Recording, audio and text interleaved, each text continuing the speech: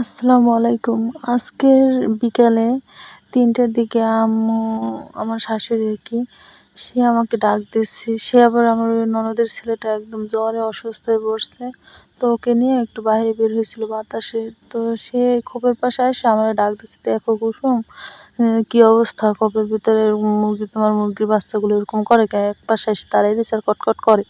দেখো তো কিছু ঢুকছে কিনা। আমি খোপ খুলে দেখি রে ভাই, কি অবস্থা!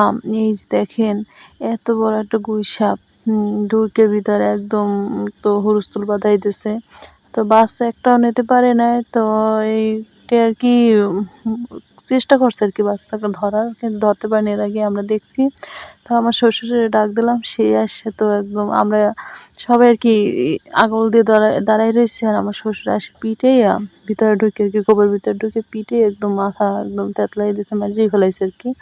আর এই যে দেখেন আমাদের খোপটা চতুর্পাশ দিয়ে একদম নেট দেয়া। তাও কোথায় দেখি ঢুকছে আল্লাহই জানে।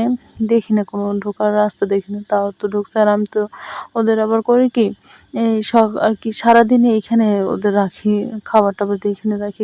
একটু বেশি মেলা খোলা জায়গায় ওরা ভালো থাকে, স্বাচ্ছন্দ্য বোধ করে, এই কারণে এখানে রাখি।